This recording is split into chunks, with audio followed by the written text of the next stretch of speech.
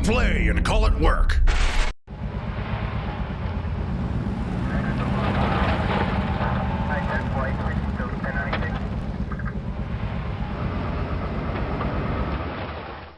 Hey everybody, Matthew here from MiniWarGaming.com, and welcome to this week's Sit and Talk, our show where you can ask us anything about pretty much anything, and we'll answer the questions that we want to answer. There's two parts of the show. The first part is half an hour long and is available for free. The second part is also half an hour long and is available to our Vault members at the link below.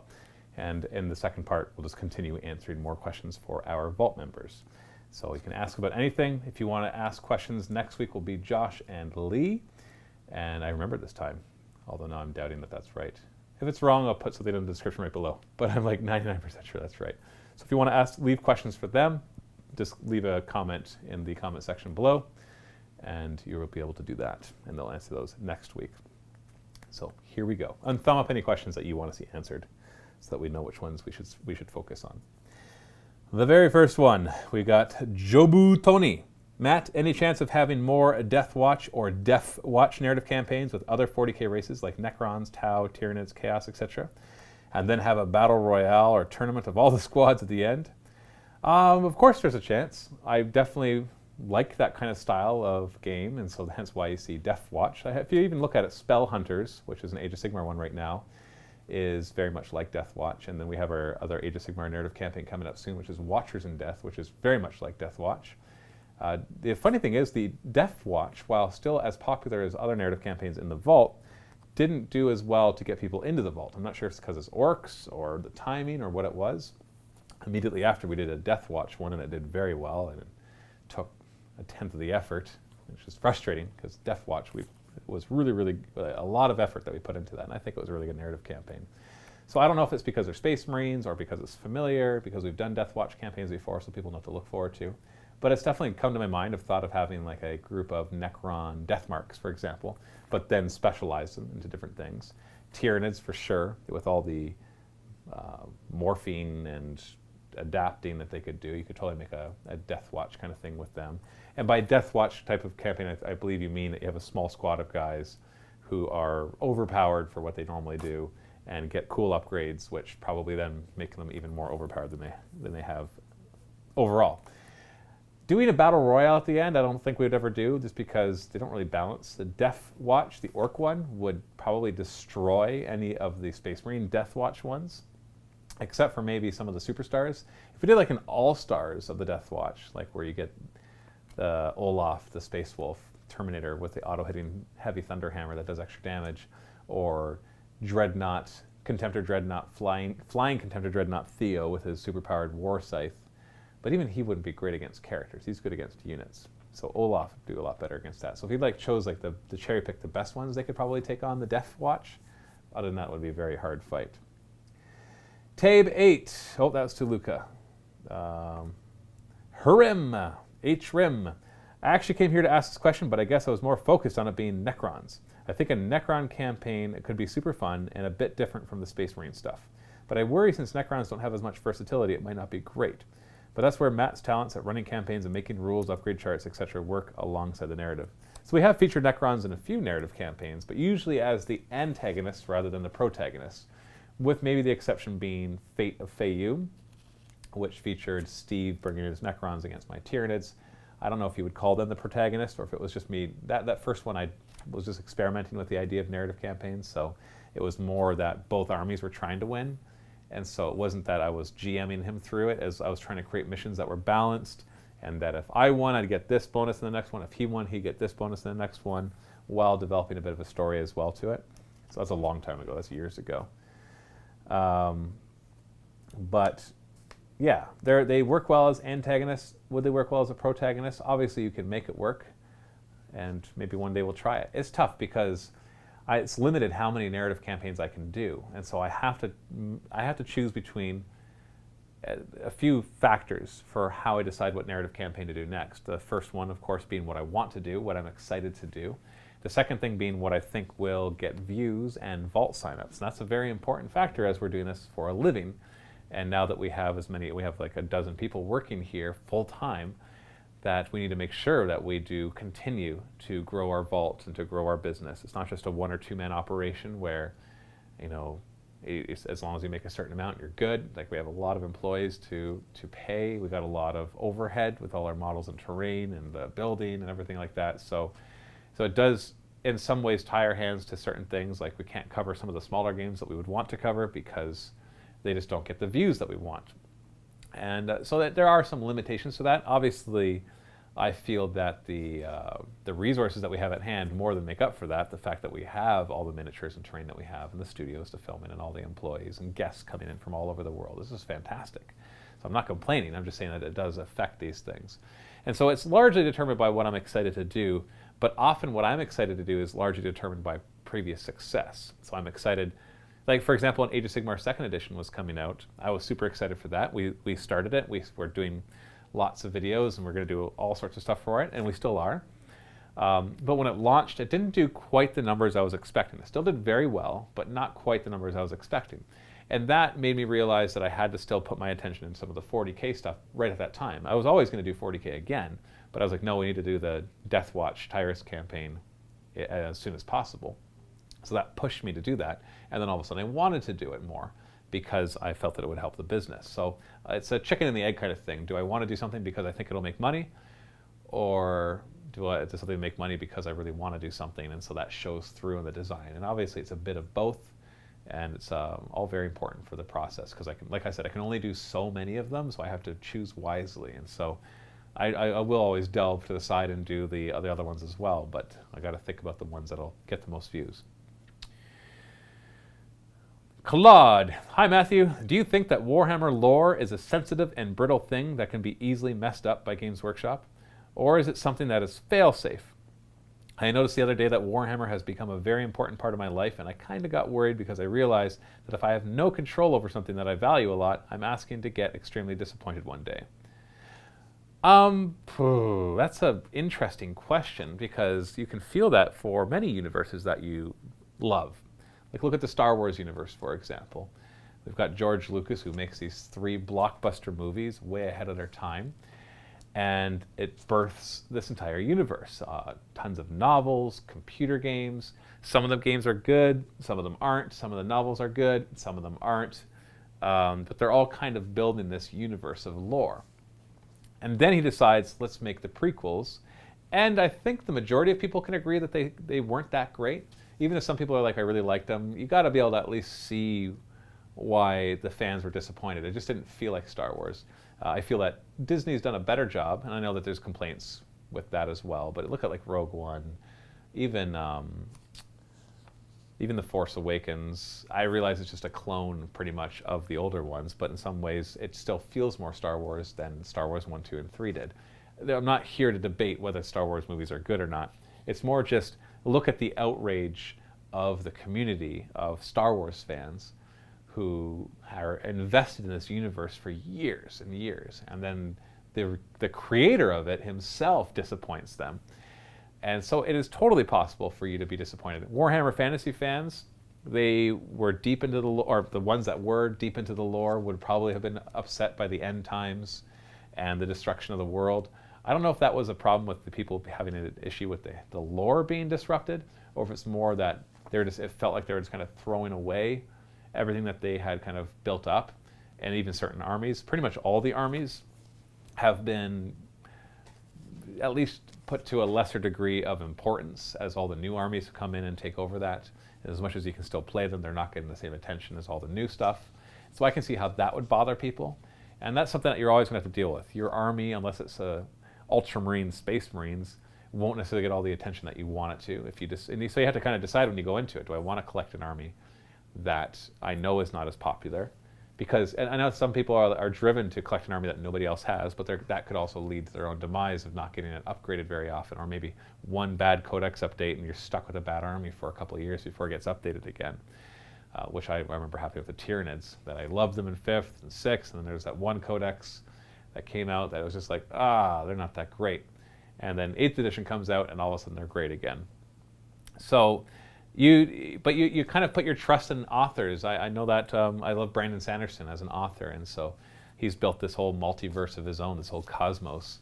And my wife often says, she's like, I wish I could just be a writer and take over a lot of these universes so I can decide what happens next, because, you know, I'm just waiting for them to write, or I don't like what they did. And Brandon Sanderson so far has not disappointed, just for the record. But so I get that. I get wanting to. For me, on the other hand, I don't appreciate as much the fan-made stuff because it's not canon. And I know that's kind of funny because technically all the narrative campaigns I do are fan-made, but you'll notice that I usually stay away from official characters or official locations as much as I can, unless it's just for a moment that you drop into them. And I kind of delve into making my own lore. So as much as I'm playing 40K and I'm using Warhammer's lore, I make my own continents and my own worlds and my own bad guys and my own good guys and my own storylines. That way they can't get messed up by the storylines of Games Workshop. And not that they would mess it up, but like if I play with Gazgul Thraka with an orc campaign and he dies, well, obviously he's not dead. But if I say, well, he never dies, well, then there's no stakes. There's no worry that he'll actually die. So I would instead like to create my own heroes, which we have done. We've kind of created our own little universe here as well. But like you can still get things like 8th edition comes out and it advances the story by 100 years, introduces Primaris Marines, cuts the whole galaxy in half. It really changes kind of the balance of everything in some ways, and in many ways it changes nothing. And so, but instead I'm like, okay, well, I'll advance mine 100 years, and what happened to my guys in those 100 years, and where are we now with the new setting? That was much less of a change, far less of a change than Warhammer Fantasy Age of Sigmar. If I was creating a narrative campaign series and all that kind of stuff in fantasy when it switched to Age of Sigmar, I don't think I would have been disappointed because I love change, but it would have been a challenge to figure out, well, does all my guys, are they all just dead? Or do I maybe bring them back in really cool ways? I think I'd be excited to do that though, but that's just me. I'm pretty easygoing when it comes to these kind of things. So just enjoy it is all I'm going to say. Enjoy it. Enjoy whatever changes they do. There's things that you don't like. Well, there's going to be things you don't like. There's plenty of lore things in Age of Sigmar that I'm not a big fan of. I'm just like, well, whatever, that's not that interesting. I'm moving on to the stuff that is interesting. Claude then says, if 2 questions is not allowed, ignore the next one. What is your favorite 40K novel and why? I've read a lot of 40K novels. Let's see, I loved the Gaunt's Ghost series. Often what would happen is I would read a novel and then I'd create a narrative campaign from what's inspired. Storms of Ixia, which is my one and only narrative campaign that featured the Imperial Guard as the protagonists. I'd always thought they were just to be used as, you know, you play a Space Marine campaign and, you know, there's some Imperial Guard you go and rescue or they help you out or whatever. Or you're playing Death Watch and there's some Imperial Guard that you help out or you rescue. They were always just like the people to be rescued. But after reading Gaunt's Ghost and just seeing how cool the Commissar Gaunt was and his guys were, and you got to just the point of view of just real people, that made me really want to write a narrative campaign for that, which is why we did Storms of Ixia a couple of years back, at least. And so I really liked that series. The Ravener series was fantastic. I really enjoyed that. A lot of what happened in there has influenced my narrative campaigns. The Beast Arises series was hit and miss. The very first book was awesome. I can't remember exactly which books off the top of my head I really loved as opposed to did. The whole series was a little too long. It could have been done in 6 books and had a better effect. But there was definitely books within The Beast Arises that I really, really liked. If I had to choose one book, though, and I've also read like Caiaphas Cain novels. He's hilarious. I've read a bunch of the Horus Heresy books, and a lot of those are really good. Some of them are boring, but some of them are awesome. Especially the first 3 are really solid. I've read some Gene Stealer Cult ones. Oh, I don't even know if I can remember all the ones I've read because it's been quite a bit. I don't have the list in front of me. The top of my head is like the Gaunt's Ghost series and the Raveners series, the trilogy of the Ravener books. I'd put there at the top. Just really engaging story. I think both were written by Dan Abnett. I want to say that. He's a great author. And the characters just come to life. The setting is just awesome. Really gets you in there. The story is interesting. There's awesome moments in the story. Just all of that is really good. So that's my favorite 40K novels. Mylan, Matthew, did Thanos really do anything wrong? It's funny that you should ask that. I'm filming this on Tuesday. And Avengers of Infinity War, for me in Canada at least, is now available on iTunes. And I'm going to be watching it for the first time tonight. So I don't have to worry about you guys giving spoilers because you're not going to see this till after I've seen it. But I never got a chance to go see it in theaters. Being a father of 4 kids can make it difficult to get out very often, especially when you're running a business that's from 9 to 5, 5 days a week.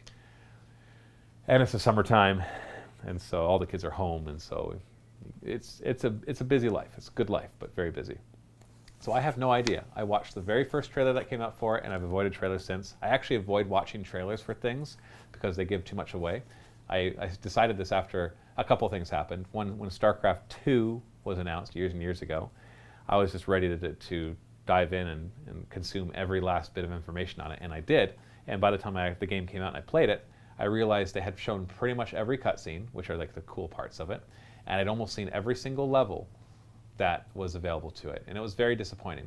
The other thing was watching the trailer for Hancock, that's the Will Smith superhero movie, and then watching the movie and waiting for the trailer to be over, meaning that it took like 90% of the movie before I felt like I was watching something I hadn't seen already, because the trailer did a really good job of basically summarizing the entire movie. I do appreciate trailers for romantic comedies while I'm sitting at the theaters waiting for a movie to start, and they show me all these movies I don't want to watch, but they make me curious about the story. Because romantic comedies, rom-com trailers show you 99% of the movie. Like, really, they show you like the entire story development. The only thing they leave out is, will they get together in the end or will they not? And whatever, by that point, it's just like, okay, I've seen enough, I don't care. So I have no idea if Thanos did anything wrong. My impressions, though, from the one trailer is that he's a bad guy, so he must have done something wrong, otherwise he wouldn't be a bad guy. But maybe I'll have a different view after tonight. PG, as in P-E-E-J-E-E. Matt, what is your favorite non-Warhammer book or series? Mine's The Name of the Wind by Patrick Rothfuss. I highly recommend this if you want some non-Warhammer in between your Warhammer. I've read Name of the Wind, it was fantastic. I have read so many books. How do I choose the best? I would say if I was forced to choose, my favorite non-Warhammer book or series is probably the Mistborn series by Brandon Sanderson. It's hard to say because I've been a big reader since I was a kid. Like growing up, I read all of the Choose Your Own Adventure books, all the fighting fantasy books by Ian Livingstone and Steve Jackson, the creators of Games Workshop, the original creators. I read Lord of the Rings trilogy as a kid several times growing up. I read a bunch of the Narnia books growing up. The whole Hardy Boys series. I'm trying to remember, I'm trying to actually cast my mind back to all the books that I've read. High school kind of sucked for that because I was forced to read tons of books that were just garbage, but they're called classics. They're garbage. They're just bad. And they're actually full of trash too, just to add on to it. And then we're supposed to analyze these and find out why these stupid authors are actually brilliant in the end for including all this stupid stuff in their books. So that kind of turned me off to reading while I was in high school because I was too busy reading these dumb novels to read fun ones. But then I've picked that back up. I'd have to say Brandon Sanderson has become one of my favorite authors outside of Warhammer stuff. The Mistborn series, I really love Way of the Kings. That's his first, he's creating this huge series of 10 books, and they're enormous books. And he's already come out with 3 of them, I think. The Way of the Kings was the first one, and I really liked it. I couldn't really get into the second one, so I haven't read the third one. I read the second one, but I didn't find it as good as the first. So The Way of the Kings is an excellent book, but I haven't gotten to the series. But the Mistborn series, they're all just fantastic, so I would recommend those, starting with just the original Mistborn trilogy. And then there's the next trilogy where it's like steampunk, and then it's just awesome. I would recommend that. Gossboss. Hi Matthew. 1 year on, have you found 40K 8th edition? How have you found 40K 8th edition compares to previous editions for narrative play? I think it is the best edition for narrative play. The reason for this is partly because of the combination of monsters and vehicles no longer being really differentiated besides a couple keywords. So no longer having armor values allows the game to scale down really well, because all of a sudden, like here's a good example. It's not the best example, but in previous Deathwatch games, or Deathwatch narrative campaigns, I had a Dreadnought come in, and I had to have him show up for like 1 or 2 games, and that was it, because he was impossible to balance. He was either impenetrable because everything that normally was a bunch of strength 3 and 4, or he'd get hit with 1 melted gun and he was done. There was no in between. And now we have Theo, the Contemptor Dreadnought, and as much as he's way more powerful than the other members of the kill team, I can still throw regular stuff at him and be able to fight him and not have to worry about only having to throw missiles and last cannons and melta guns at them, although they are there too. So it definitely, because of that combination, scales well. It also scales down well because of just how the game plays now. That you don't have characters joining squads, for example, so the whole game is designed for characters not being part of the squad. The whole, just everything about the system, the way that charging works and piling in works, it all just seems to work better for a smaller scale game as well as the regular size game too. So I think 8th edition compares, it's probably my favorite edition for creating narrative campaigns. And then continuing with Gossboss's comment, purely as a game, I think it is a massive improvement over the monster that 7th edition has become. But I know some people were upset about the loss of certain real-world tactical aspects, such as vehicle facings, fire arcs, etc. It is weird to see a vehicle be able to fire out of the corner wherever it can see, but I'd gladly give that up for all the stuff that you gain, which you could argue creates narrative within the rules. Do you find it has changed the way you do 40k narrative play at all? I already answered that. Yeah, so the firing arcs, I didn't mind that, although people would argue all the time whether something was in an arc or not. Getting rid of scatter dice, fine, I like that. Getting rid of the templates, at first I didn't like that, but now I appreciate that it can speed up the game and create less arguments as to where a blast template goes, and allows you to place your guys in such a way that's more cinematic without having to spread them out perfectly so you don't have to worry about blasts. So I do like it a lot more.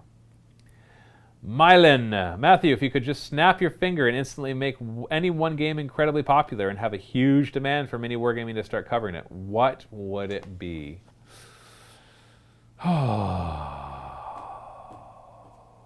There's a few I can think of on the list before I choose one, if I can choose one. This Is Not a Test by Joey McGuire. We've done a couple seasons of that for fun. Unfortunately, just didn't have the views and vault signups to be able to do it regularly. It's just a fun little post-apocalyptic skirmish game. Infinity, I loved Infinity. Infinity was a lot of fun. Not that that game's not popular, but popular enough to make videos and all that kind of stuff. Lord of the Rings, for sure. That would be on the list. I really enjoyed that game. Excuse me. What else? Those are the main ones off the top of my head. There's lots of cool games that I'd love to cover. I more would rather snap my finger and be able to cover whatever I want, whenever I want, and still be able to make the money that we make. If that happened, that would be like the dream job. Play whatever you want, whenever you want, and make this money. But unfortunately, businesses have to face more realistic kind of thing. So out of those three, if I was putting it in Lord of the Rings, Infinity, and This Is Not a Test, oh, it's a hard choice. I'd probably put Lord of the Rings at the top. Or Infinity, or This Is Not a Test. They're all so good for different reasons. Usually the settings is what's driving me, but the games are pretty good too. All three games are really good. I love the Lord of the Rings setting, but I do find it a little limiting, just because there's not a ton written on it compared to other settings.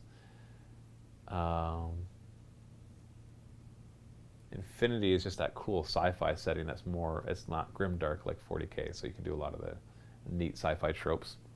I feel like Age of Sigmar is like that for fantasy, where I can just kind of do whatever I want. That would be fantasy related. But This Is Not a Test, is post-apocalyptic. So those are three different genres. We got fantasy, sci-fi, and post-apocalyptic. So let's say all three. I want all three. I don't just want one. Don't make me choose one. That's cruel and not kind. How are we doing for time? Oh, we're actually already 23 minutes in.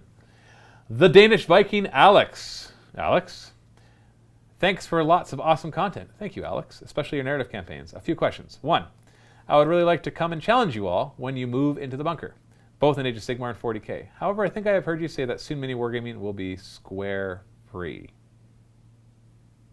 Oh, square base free. All of it is now. Age of Sigmar right now, we're not allowed to play with square bases anymore. That's my imposition. That's not like Games Workshop telling us that or anything. That is where we are now, a square base free zone for Age of Sigmar. All of my beloved fantasy models are on square bases, as pretty much all of it was bought, assembled, and painted for the most part before Age of Sigmar was released. So my question is, would I be rejected for bringing an Age of Sigmar army on square bases? You wouldn't be allowed to. And that would be made very clear before you came. So I would hope that you wouldn't then just be like, well, I brought them anyways, because we wouldn't play with them. So you'd have to borrow one of our armies or something like that. 2, are there plans to make more 10,000 point Apocalypse games in 40k? Yes. If yes, when?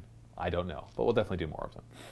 3, are there plans to make 10,000 point Apocalypse games in Age of Sigmar? the proper term is Gathering of Might? The answer is definitely yes. If yes, when? Not planned yet, but I really want to because the Gathering of Might looks really cool. 4, when will Dave return to do sit and talks? Well, he's returning to do videos. I don't know if he'll get into the sit and talk rotation or if he'll pick up his Shrine of Chaos again, which is his own little sit and talk show. So I have no idea. Happy Wargaming. Happy Wargaming, the Danish Viking Alex. MPC2163, Matt, your love of Age of Sigmar is getting infectious. I finally painted the Stormcast Eternals, who have been sitting assembled in a box since I bought the original starter set back in 2015. I'm now working on about 500 models for my Free Guild army, instead of the 400 stupid yellow Space Marines I was supposed to get done over the summer. Free Guild army looks fun. Please don't go crazy for Tyranids because I have at least 500 of them sitting in boxes waiting to be painted. Luckily, I finished my 600-man Imperial Guard force. I think you have a problem. Force 3 years ago, so I had something to play with. And I can build small armies if you're curious. I only have 25 Imperial Knights. Well then, MPC2163, looks like you have a bit of an addiction. I'm not going to complain about it if it keeps you in the hobby. The Free Guild army would be really cool, though. I've wanted to play that. We just haven't had the time or resources to build that army. We've been just collecting and painting so much. Tabe8, Matt, I have a question. Well, you've come to the right place. But if you think it's a sensitive topic, please ignore. I was curious how your content producers are paid. I can answer that. I won't answer what they're paid, but I'll answer how. Is it simply a salary, or do they get paid on the basis of number of videos and number of views? If hypothetically one content producer gets twice as many views as the rest, which I doubt is the case, would he get paid a bonus? If they're paid by the hour, or yeah, right now all the content producers are paid by the hour, but they all work full time, so it's similar to a salary. So it's like roughly a 40-hour work week with vacations and holidays and all that kind of stuff.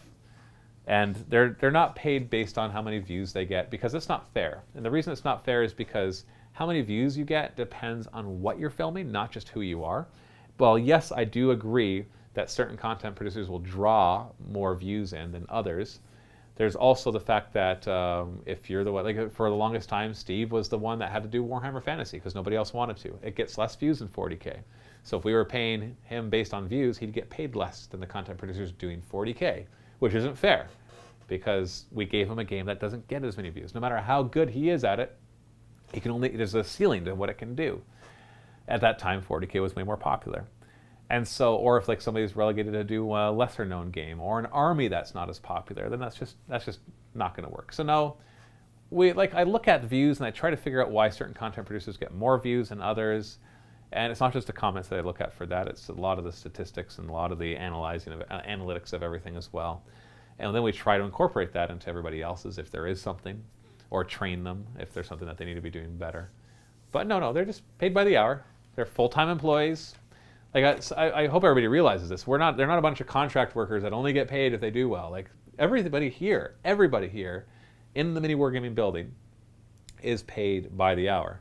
The only exception to that is Janine, who makes some of the painting tutorials. Because she's in the States, I don't want to go through all the process of hiring her as an employee. And so she just makes videos for us and we pay her per video. But even the payment that's agreed on for video was based on an hourly rate.